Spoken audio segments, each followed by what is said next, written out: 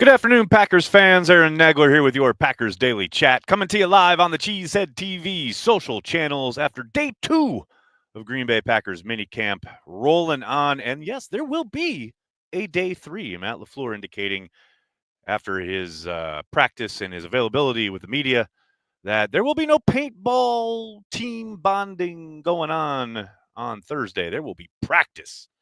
And as Matt indicated, you can bond and team build during a practice. So they will have all 3 days on the grass in Green Bay, Wisconsin for minicamp. With that said, a programming note, there will not be a Packers Daily tomorrow, barring some crazy, unforeseen breaking news. I will be joining you for Happy Hour. Cheesehead TV's weekly Happy Hour rolls on, even though I am remote. Your information, if you are a Patreon member or a Care the G Club member, is on your respective pages. That's tomorrow, Thursday evening, 6 Eastern, 5 Central. Be sure you check it out in lieu of the fact that there won't be a Packers Daily. But I still got to chat with you fine folks, Packers fans worldwide, because that's what we do here at Cheesehead TV. What we also do is get very excited about an offense that ended the day with a 75-yard bomb from Jordan Love to Mecole Hardman to overcome a 4th and 20 in the 2-minute drill. Packers got behind the sticks on offense because of a blitz/sack by Xavier McKinney. Jordan Love said, get Mecole Hardman down there somewhere. And, great lesson for that defensive backfield from the reports on the ground there. Sounds like Gregory Jr. and Evan Williams were toward that side of the field. You never really know who's responsible for what, but a good reminder. Don't let them get behind you, especially on 4th and 20, game on the line. But love hearing about Jordan Love chucking it deep and connecting to the speedster that is Hardman. And, maybe a bit of the forgotten man somewhat. I know he's dabbled a little bit on some of the return stuff here in the offseason, but he hasn't been noted very much, either in OTA practices or during these minicamp practices. But little speed kills reminder for everybody out there. Hardman, the old man in the Packers wide receiver group. And look, it's just one of a bunch of weapons the Packers are going to be playing with on offense. And I loved hearing Matt LaFleur talk about the fact that, he was asked if they are done or they will be done installing everything they need to on offense by tomorrow so they can hit the ground running in camp. And he admitted, they've basically got what they need, but they will continue to evolve and tinker and toy with stuff all throughout the break as well as a coaching staff. And man, I'm telling you, I'm really fascinated to see how Savion Williams is deployed. We've seen him wearing the red jersey throughout minicamp. I know my boy Malcolm had the theory that, all the kind of maybe not wildcat, but extra quarterback stuff he might be doing in certain situations could be a precursor to something we see in training camp in certain goal line situations, which is something we're never going to really see worked on with any kind of regularity during the offseason when they're not in pads. But lots of creativity, lots of different kind of ways they could utilize the talent that they have on hand. That's what's going to make, I think, this kind of lead up to training camp. So it's going to make it last a lot longer than you'd like, but it's going to make it exciting. I did just drop a video with Justice a little bit ago. Make sure you check that out, talking about all the headlines from today's practice and these last couple days, actually. And we talked, pretty significantly, I would say, over the course of the first kind of part of the conversation about, the big kind of, maybe not question marks, but the big things I'm looking for on this team are all having to do with the offensive line and the defensive front. None of which you really get many answers about or, regarding during off-season work when they're in shorts and T-shirts. So anxiously looking forward to that, as I know all of you are. All these fine folks, Packers fans, checking in. See you all mixing it up here on the live chat already. Before I get to your questions, as usual, got to give a shout-out to our good friends over at Ticket King. Based in Wisconsin since 1992, Ticket King is located across the street from Lambeau Field on Oneida. They're happy to help you find just the right tickets for Packers games, from larger groups to single tickets, both home and away. They partner with local Green Bay businesses for tailgating and bus transportation to the games, so you don't have to worry about driving or parking. They're even open on game day for last-minute tickets or possible upgrades. And if you're not in Green Bay, no problem. Just use the Ticket King link on the Cheesehead TV homepage or indeed the description of this video. Don't use Ticketmaster, StubHub, SeatGeek, none of these national companies. Use a company based in Wisconsin since the early 90s. Ticket King for all your Packers ticket needs. Do it, folks. The other thing you should be doing is tip-tapping away here in the comments section. Get your questions in. What's going on? Randy, team bonding over tackling drills. I mean, can't do many tackling drills when there are no pads, but drill work, I guess. Team bonding over drill work. I guess that'll work. Although, the other thing that LaFleur was asked about was what Kenny Clark told reporters last week regarding having a lot of the guys on defense over to his house on Friday nights to do extra film study. You do love to hear that. You do love the idea that these guys are getting together on their own time, away from the facility, away from the coaching staff. That's encouraging, right? This is when you start kind of build those bonds here in the off season before everybody goes away. I really like it. Chuck Olson, this is the most boomer comment I think I've ever gotten on this YouTube chat, and I absolutely adore it. Wouldn't you think that Sean Murphy Bunting would play baseball instead of football? He's here all week, ladies and gentlemen. Tip your waitress. Try the veal. Good stuff, Chuck. I like it. Chad, what's going on? Thanks for checking out the stream, man. Nags, why is Tom all-pro center potential not being moved to center? Let Jenkins, etc., battle for right tackle. Well, because I think Zach Tom has shown his value at right tackle, which is nominally a more important position, right? And I understand what you're saying, that quote that Rob Domofsky put out there a couple years ago. Certain people in the building seem to think he has Hall of Fame, not just all-pro, but Hall of Fame potential at center. Now, you never know what the context of that conversation is, how it was said, how earnestly it was said, but I'm sure there are folks who think that. But in the real world, in not conjecture land, Zach Tom's got some pelts on the wall now at tackle.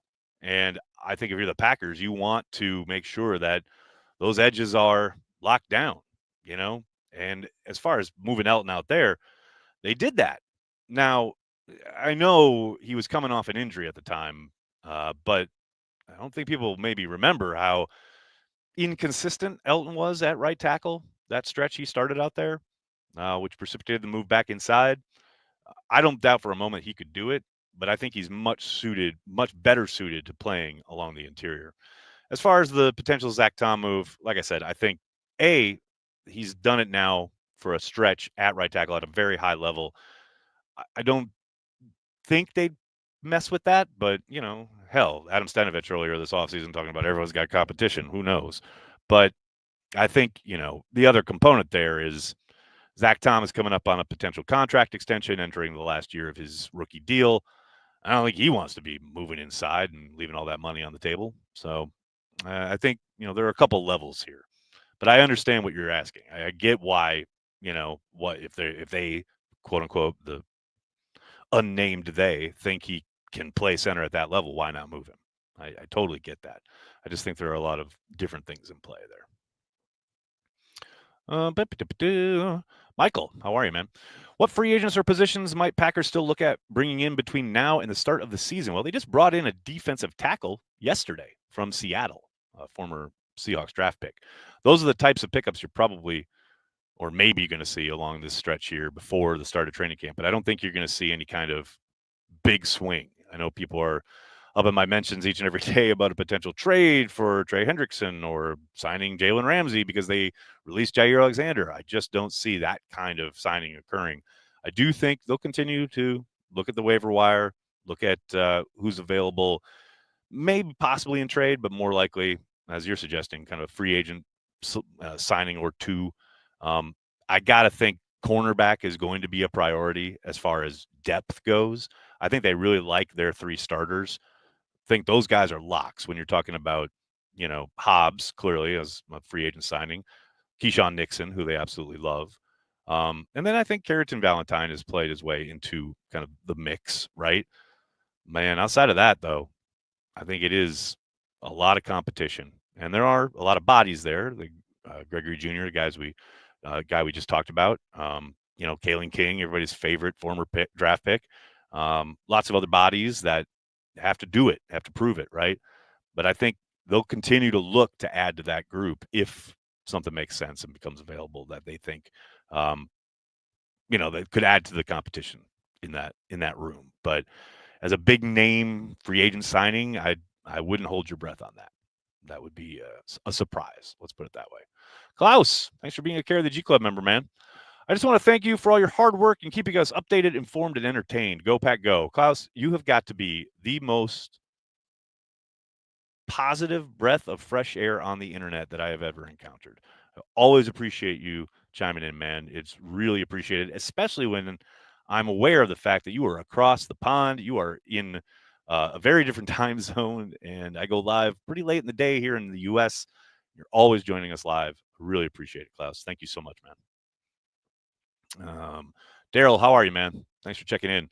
Tucker Kraft wants to do more on offense. He's been the yak master since he came into the Packers team. He truly embodies what a true Packer is supposed to be. I very much agree in that regard, as far as not just, coming in and doing the work and getting better, right? And you can see the continued improvement in his game. Even in that first year where, man, it was hard to watch in the summer, especially when it came to pass protection, blocking in general. He really worked at it and really improved throughout the first season. And I think that continued as far as what you're pointing out in the passing game last year. Certainly seemed to find another level and an ability to pick up yards after the catch and really knew how to work angles and things like that. And I love what you're referencing here is his discussion about wanting to become more of a downfield threat, not just a yak monster, not just a guy that, Jordan's throwing to in the flat or maybe on an over route or whatever, but really working the seam, really working these vertical routes to try and become a well-rounded offensive weapon. And hey, man, there ain't nothing he's put on tape yet to suggest that he can't do it, right? There has not been a moment in his career yet with the Packers that tells me, oh, that's not something he could ever do. That is definitely something he can do. I think obviously he's got to do the work, but the other part, and Matt's talked about this a little bit, he's got to be a little higher on the call sheet, right? On the play sheet, a number one option on more plays so that Jordan is looking at him initially rather than getting to him later in the progression. I think that will occur. I think he will be given more chances, more designs to get the ball in his hands a number of different ways. And like I said, I think sky's the limit. He's got the attitude, he's got the ability, just has to do it, and I think he will. Chris, thanks for the super chat, man. Should we expect to see guys like Bullard or Williams line up at center this year? Maybe even have Quay be like all-pro corner / linebacker Preston Smith. All right, relax. But yes, as far as Bullard or Williams line up at corner, if you're talking about Evan Williams, I don't see him ever lining up at corner. But with Bullard, I think you'll definitely see him in the mix all throughout training camp, trying to win the job at safety. But he'll certainly continue to play in the slot. There will be times and certain situations where he's going to be, tasked with playing near the line of scrimmage, probably adding in the mix to the run game, taking on tight ends and things like that. But I do think, the games where they're maybe facing teams that like to utilize a little more wiggle in the slot, a la the Detroit Lions with Amon-Ra St. Brown coming inside a lot, I think you'll see Nate Hobbs a lot more in those situations. But there's a long way to go, a lot of mixing and matching, but certainly they'll try to be as flexible as possible. Ed, thanks for the super chat. How about bonding over a Super Bowl trophy? Hey, this is a great suggestion, Ed. I'm with you, man. I'm all in on this idea. Joe Mailman, thanks for being a Care of the G Club member. Appreciate you. Hope to see Love run more, if only to establish the threat of a QB running. Gives linebackers something more to think about. I know injuries were a factor. 100%. Jordan has, admitted as much. And you're absolutely right. And it's something that I talked about with Malcolm in our rookie conversation a couple weeks ago. And the thing we were talking about earlier about Savion Williams. You get a running quarterback or a quarterback who is just able to use his legs, right? Which, to your point, Jordan Love certainly wasn't able to as much as he'd like to have last year. It just changes the math. When you have a quarterback who can kill you with his legs, can take off at any moment, all of a sudden you have gone from 10 on 11 to 11 on 11. You have to account for the quarterback, and you have to account for it in your defensive play sheet, in your calls leading up to the game, in how you manage that game as a defensive play caller. You've got to be cognizant of it, right? So, yes, I'm really hoping a fully healthy Jordan Love is able to take advantage of those situations a little bit more, as I think we saw him do, right? That first year as a starter certainly didn't kind of materialize as much last year because of the injuries, but I do think you'll see a lot more of it. Now, I don't think we'll see a ton of designed runs, things like that. I do think Savion Williams may see some of that, but yeah, I do think when those kind of initial reads aren't there, Jordan Love getting outside the pocket and potentially taking off is going to be a bigger component of the Packers offense this season. Brandy, thanks for the super chat. Appreciate you.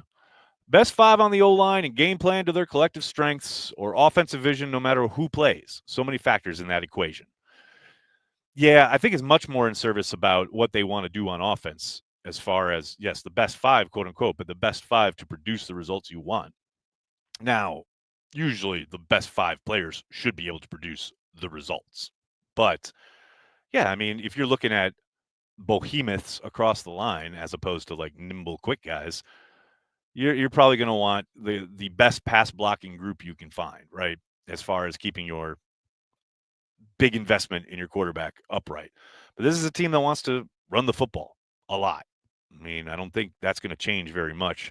I do think we'll maybe, hopefully, see a little bit more kind of the passing game working off the running game this year. But got to get those best five, squared away throughout training camp. And that's what I'm excited to see. Cannot wait. Matthew, how are you? Another gentleman across the pond. How are you this evening? Good evening, Nags. Hope you're well. I think Hobbs will be on the perimeter this year. Any thoughts on Oladapo's role this year?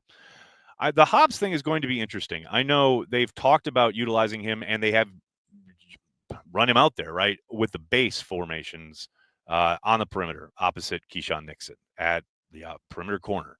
But I do think the majority of the time they are going to be in nickel, and he is going to play in the slot. Now, we'll see how it transpires throughout the season. I know we'll probably see a lot of mixing and matching throughout training camp. And I know they've talked a lot about Hobbs playing on the perimeter. But I think you'll see when they get to their regular sets, which 75% of the time in this league, you are in some version of nickel. You're going to be needing a slot corner. I think that's going to be Hobbs more often than not. Now, like I've talked about earlier, I think sometimes Bullard's going to get some looks in certain situations. But I think Hobbs is going to be the first guy up. And then Carrington Valentine will most likely slide into that perimeter role opposite Nixon. We'll see how it transpires. But as far as Oladapo goes, he's right now, he's a special teams / depth piece at safety. That's his role. And who knows what happens over training camp, right? Maybe he shocks the world, turns heads every single day, and leapfrogs both Bullard and Williams and makes a run at the starting safety job. That's unlikely, right? At the moment, he's going to continue to ball out on teams and be ready for when his number is called from scrimmage. And there is no shame in that at all. What else we got? Messiah Swinson. We got a Messiah Swinson mentioned, ladies and gentlemen. I love it. I love this chat. Heebs says, I want a Monk sighting this season. It's great to see him out there with the ones and minicamp and OTAs. I'll tell you that. We talked about it earlier, LaFleur touching on it. You can't really get much of anything as far as a real feel for how guys are going to perform at any position during these off-season practices, right? So much of it, the vast majority is, slowed down, not even close to full pace. And then when you are doing competitive periods, like the 2-minute drill stuff at the end of the practice, you're still not able to fully engage. You're not in pads. You barely can even do thud kind of stuff. So the real kind of rubber meat in the road will be in training camp. Those pads come on. That's why I'm always there when the pads come on. So I'm excited about. But Monk getting these opportunities certainly would suggest that, yeah, they're going to take a serious look at him throughout training camp, both at center and guard. I think if he can make this squad just as depth at both right guard and center, first one up off the bench, etc. I think that's probably the expectation, though. Who knows? he balls out in camp and plays well in the preseason, you could win a job at right guard. I think that's not out of the realm of possibility, right? So I'm with you, though. I'm very excited to see him.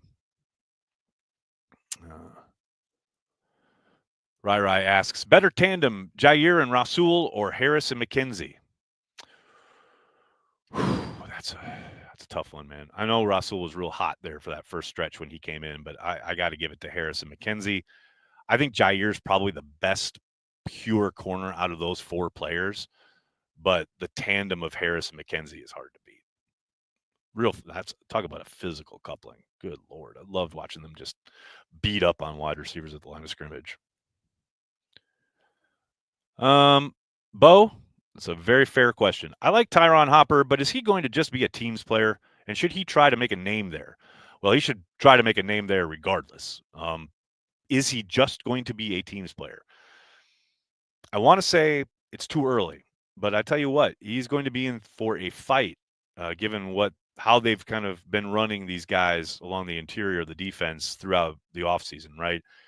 The Isaiah Simmons signing has been interesting in that, how much they're utilizing him with the ones, a little bit more than I would have thought, I got to admit.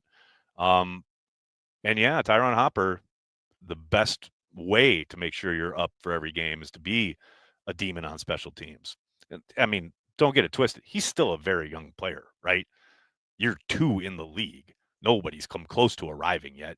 So, yeah, he's going to have to scratch, claw, and make a name however he can. And if teams is where he's getting the opportunities, 1,000,000,000%, that's where he's got to do it, right? I'm not ready to, write him off yet, close the book, etc. But I think he's in for a battle this summer for playing time. No question about it. I still like the player, though. I like his physicality. Parkmaster, how are you, man? Thanks for the super chat. What's the next rule the refs are going to stress this year to ruin the experience? So just want to get prepared.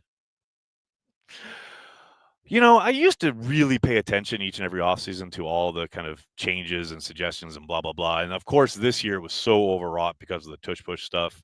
I think that really made me tune out a little bit more than usual. But yeah, I don't recall if there is a specific emphasis that the competition committee has decided to try and ruin the game with this year. But I'm sure we'll be reminded week 1, opening night. There's always some random call that first game where you're like, what? And then, you hear the announcers, well, this is a point of emphasis this offseason from the competition committee. You talk about a group that is always, always in search, in deep, deep-rooted search for a problem that does not exist that they can emphasize. It's the NFL Competition Committee. No doubt about it. Joe, what's going on, man? What Packer sells the most jerseys in 2025? It's going to be crystal ball time. It's going to be Edgerrin Cooper, because he is going to be a fucking star.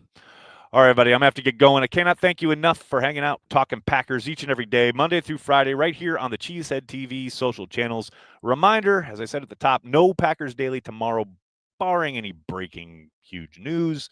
Other than that, make sure you're in attendance for happy hour tomorrow. Cheesehead TV's weekly happy hour rolls on, even though I am remote. Patreon members, Carry the G Club members, check your respective pages. I will see you tomorrow at 6 p.m. Eastern, 5 p.m. Lambeau time. In the meantime, please hit like, hit subscribe, tell your friends, tell your family. Cheesehead TV, we are devoted to Green Bay Packers fans worldwide. Thanks a lot, everybody. Have a great night. Go Pack, go.